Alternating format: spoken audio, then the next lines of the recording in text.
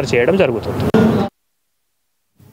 ఆదిలాబాద్ జిల్లాలోని గ్రామ పంచాయతీలు అభివృద్ధి చెందాలంటే అధికారంలో ఉన్న కాంగ్రెస్ బలపరిచిన సర్పంచ్ అభ్యర్థులను గెలిపించుకోవాలని Adilabad Congress party assembly in charge Kandi Srinivas Reddy పిలుపునిచ్చారు. మంగళవారం ఆయన కాంగ్రెస్ శ్రేణులతో కలిసి బోరజ్ మండలంలో పర్యటించారు. మండలంలోని గ్రామ పంచాయతీల సర్పంచ్ అభ్యర్థులకు మద్దతుగా ప్రచారం నిర్వహించారు. బాలాపూర్లో రావుత్ అచ్యుత్, సావాపూర్లో నలగంటి సువర్ణ ఉషన్న, లేకర్వాడలో షేక్ ఇమాం, పెండల్వాడలో తుమ్మల సుహాస్ని మహేందర్, అకోలీలో రస్పత్ గేడం, కొరాటాలో ఇందూరి సవితా వామన్, మాండగడలో బాదా రవీందర్, బోరజ్లో లింకాల నవీన్, గేడలో నిమ్మల ప్రభాకర్, హసీంపూర్ సునీతారాజు, కమాయిలో సురేందర్ రెడ్డి, రాంపూర్లో బత్తుల వెంకటమ్మ శ్రీనివాస్, సీర్సన్నలో నాయిడి స్రవంతి ప్రకాష్లను గెలిపించాలని ఆయన మాజీ కేంద్ర మంత్రి వేణుగోపాలాచారి, డీసీసీ అధ్యక్షులు నరేష్ యాదవ్తో కలిసి ఓటర్లకు విజ్ఞప్తి చేశారు.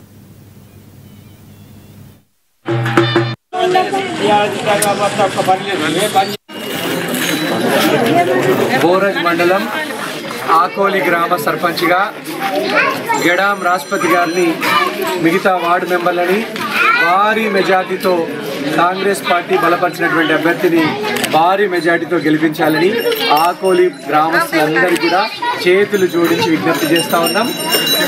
గెడాం రాష్ట్రపతి గారు ఆకోలి గ్రామ అభివృద్ధి కోసం తన జీవితాన్ని త్యాగం చేసిండ్రు. ఇప్పుడు భవిష్యత్తులో కూడా కాంగ్రెస్ పార్టీ తరఫున సర్పంచ్గా గెలిచి ఆకోలి గ్రామాన్ని ఆదర్శంగా తీర్చిదిద్దారు. కాబట్టి పెద్దలందరి ఆశీర్వాదంతో గెడాం రాష్ట్రపతి గారు పనిచేస్తారు. దయచేసి వారికి అవకాశం ఇవ్వాల్సిందిగా కోరుతాను. మీకందరికీ ఒక మంచి అవకాశం వచ్చింది. ఇప్పుడు మీరు ఎన్నుకున్నటువంటి ప్రజాప్రభుత్వం కాంగ్రెస్ పార్టీ అంటేనే బీద ప్రజల పార్టీ, మీ పార్టీ, ఇంద్రమ్మ రాజ్యం. మీరేమనుకుంటారో ఆ విధంగా పరిపాలన అందించేటువంటి పార్టీ కాంగ్రెస్ పార్టీ. మరి అదేవిధంగా ఇప్పుడు మనకు ప్రియమైన మన ముఖ్యమంత్రి రేవంత్ అన్న గారు ఉన్నారు, బట్టి అన్న గారు ఉన్నారు. మీకేం కావాలన్నా, మీ గ్రామానికి అభివృద్ధి కావాలంటే ఇప్పుడు ప్రభుత్వంలో ఉన్నటువంటి కాంగ్రెస్ పార్టీకి కాంగ్రెస్ అభ్యర్థిగా బలపరిచినటువంటి మన గేడం రాష్ట్రపతి గారికి మీరందరూ గెలిపిస్తే ఇప్పుడు మీరు చెప్పినటువంటి సమస్యలు, రోడ్ కానీ, బ్రిడ్జ్ కానీ, మీ కిందరమ్మ ఇల్లు, ఇప్పుడు మన విశాలన్న చెప్పారు మాకు ఇల్లు కావాలని. మీ ఇళ్ళ సమస్యను కానీ, మీ రామాలయంలో కావాల్సినటువంటి కళ్యాణం. మరి మన ఆకోలీలో మీరు చెప్పినట్టు 10 సంవత్సరాల నుండి ఒక పని అభివృద్ధి లేదు. మరి 10 సంవత్సరాల్లో మన పార్టీ వాడు అభ్యర్థి లేరు. టీఆర్ఎస్ పార్టీ అభ్యర్థి ఉన్నారు. బీఆర్ఎస్ పార్టీ అభ్యర్థి ఉండటం వల్ల ఆకోలో తర్వాత గ్రామాలని కాకుండా ఏం పెట్టా కూడా దీపాయిగూడకే పెట్టడం జరిగింది ఎక్కువ. అది కూడా ఎక్కువ డెవలప్మెంట్ లేదు.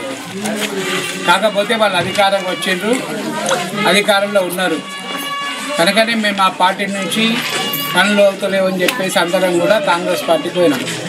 వీళ్ళంతా కాంగ్రెస్ పార్టీ సీనియర్లు, ఎవరు సచివ్ కానీ మొత్తం వీళ్ళందరూ రాత్రి వాళ్ళ ఇంటికి పోయి అడిగి ఉంటుంది, దాబాద్ వాళ్ళ ఇంటికి పోయి ఓటేస్తాం. కానీ మేము పార్టీ బాగా ప్రభుత్వం అందించే ఉచిత శిక్షణలో సద్వినియోగ